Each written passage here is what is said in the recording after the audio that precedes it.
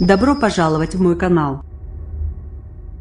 Par Guillaume Guichard, publié le 28 122 017 à 2030, tant sur l'égalité devant les charges publiques que sur l'autonomie fiscale des collectivités, les sages ont estimé que la copie du gouvernement ne violait pas la Constitution. Jean-Christophe Marmareil, Le Figaro. Les sages ont estimé conforme à la Constitution l'essentiel du projet de budget 2018 du gouvernement, dont la transformation de l'ISF en impôt sur la fortune immobilière, la flat tax sur l'épargne ou la réforme des APL. Le Conseil constitutionnel a jugé conforme, jeudi, l'essentiel du projet de budget 2018 du gouvernement.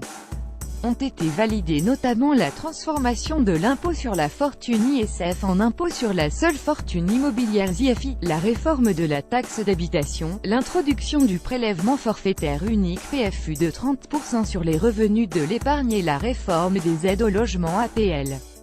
Le Conseil constitutionnel a validé les mesures qui rénovent le profil de la fiscalité dès 2018 afin de favoriser l'activité économique, l'investissement productif et le pouvoir d'achat des actifs, se sont félicités dans un communiqué le ministre des Finances Bruno Le Maire et son homologue de l'Action et des Comptes Publics, Gérald Darmanin.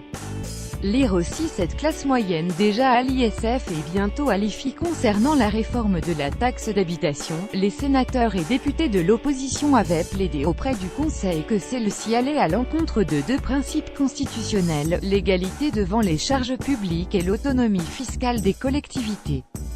Sur les deux points, les sages ont estimé que la copie du gouvernement ne violait pas la Constitution. Sur le premier, les sénateurs et députés de l'opposition avaient fait valoir qu'une minorité de contribuables resteront imposables à la taxe d'habitation en 2020. Cela pourrait entraîner que, dans certaines communes, la taxe d'habitation ne soit plus acquittée que par un nombre très réduit de personnes.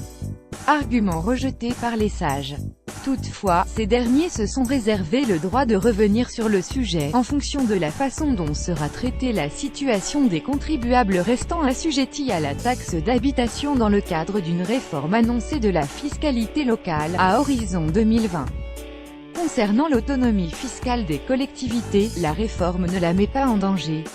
Et si tel était le cas, rappelle le Conseil, le gouvernement disposerait de 2 ans pour rectifier le tir et arrêter les mesures appropriées pour rétablir le degré d'autonomie financière des communes au niveau imposé par le législateur.